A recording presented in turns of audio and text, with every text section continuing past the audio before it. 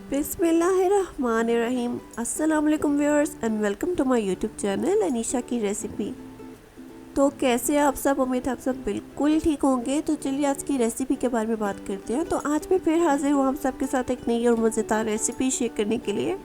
तो हमारी आज की रेसिपी है करेले की रेसिपी, जो हम करेले जो भर के बनाते हैं नॉर्मली घर में, बहुत ही डिफरेंट होने वाली है। तो वीडियो को अंत तक ज़रूर देखिएगा और मुझे अपना फीडबैक ज़रूर दीजिएगा कि आपको ये रेसिपी कैसी लगी। तो चलिए बनाना स्टार्ट करते हैं। सबसे पहले मैंने यहाँ पे करेले ऑलरेडी वॉश करके रख लिए थे। अब जो करेले के ऊपर स्किन है वो आपने थोड़ी थोड़ी उतार लेनी है, आप नाइफ़ की मदद से उतार लीजिए। रेसिपी बहुत ही आसान है, आप बहुत ही आसानी से घर में बना लेंगे इसे और मुझे उम्मीद है आप लोगों को ये रेसिपी बहुत पसंद आएगी।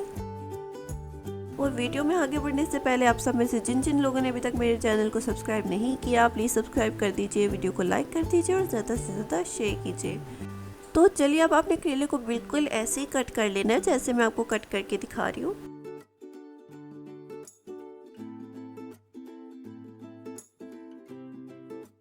अब जो इसके अंदर जो बीज है करेले में आपने वो निकाल लेने हैं।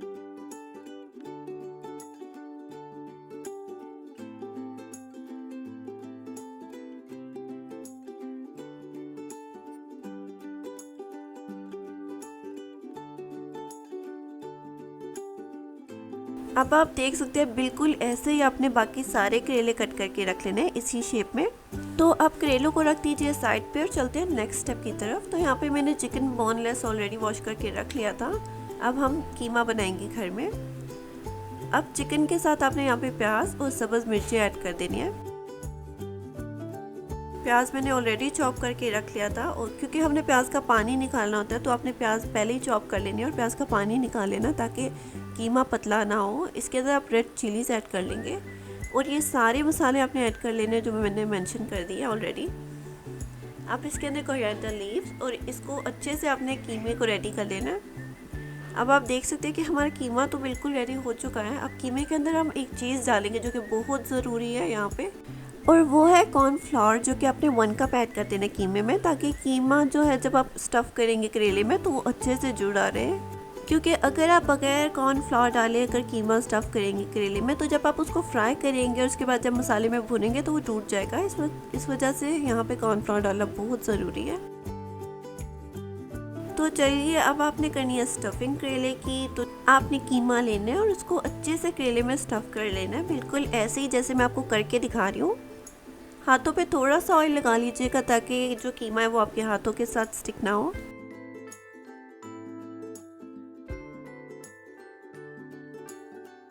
आप देख सकते हैं बिल्कुल भी ज़्यादा मेहनत आपको यहाँ पे नहीं लगेगी। अदरवाइज़ जो हम दूसरे तरीके से यहाँ पे स्टफिंग वाले करेले बनाते हैं जो बीच में से काटना पड़ता है आपको, उसमें आपकी मतलब बहुत ज़्यादा मेहनत भी लगती है और काफ़ी बार ये होता है कि करेले टूट भी जाते हैं, खुल भी जाते हैं। लेकिन यहाँ पे आपको बिल्कुल भी कोई मेहनत नहीं करनी पड़ेगी, बहुत ही आसानी से ये रेसिपी आप घर में रेडी कर लेंगे। बिल्कुल ऐसे ही आपने बाकी सारे करेलों में कीमा भर लेना है।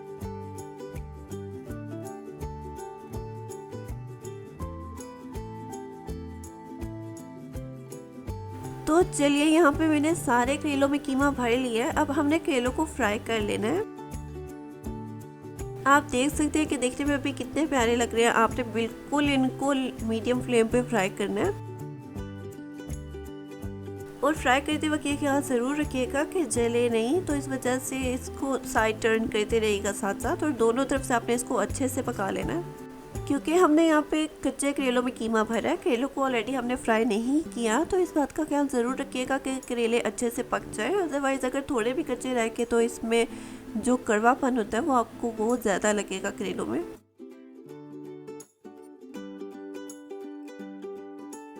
इसलिए आप जब स्टफिंग करने लगे, जब करेलों को कट करेंगे तो आप थोड़ा सा नमक लगा के रख लीजिएगा करेलों को, ताकि जब आप फ्राई करें तो जो कड़वापन है करेलों का वो ना रहे और अच्छे से फ्राई भी हो जाए और पक भी जाए। तो चलिए यहाँ पे करेले तो हो चुके हैं फ्राई। अब इनको किसी प्लेट में निकाल के रख लेते हैं और आप देख सकते हैं कि देखने में कितने मज़ेदार लग रहे हैं। यकीन मानिए आपको रेसिपी बहुत पसंद आएगी। तो अब चलते हैं नेक्स्ट स्टेप की तरफ। अब आपने कुकिंग पैन ले लेना है, उसमें ऑयल ऐड कर लेना और प्याज, यहाँ पे मैंने 3 से 4 मीडियम साइज़ की प्याज ऐड कर रही हूँ। आपने भी बिल्कुल ऐसे ही प्याज को कट करके ऐड कर देना है। अब हमने करेलों के लिए मसाला रेडी करना है, तो आपने प्याज जब तक गोल्डन ब्राउन नहीं हो जाती तब तक आपने प्याज को पकाना है। अब आप देख सकते हैं कि प्याज तो हमारी यहाँ पे जो कलर हमें चाहिए था प्याज का वो हो चुका है। तो अब मैं इसके अंदर टमाटो पूरी ऐड कर रही हूँ। अब जो टमाटर हमने ऐड किए हैं वो भी अच्छे से हमने पका लेने हैं।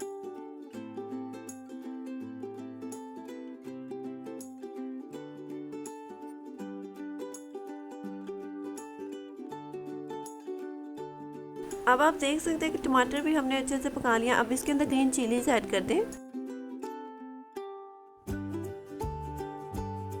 अब अच्छे से मसाले को भून लें।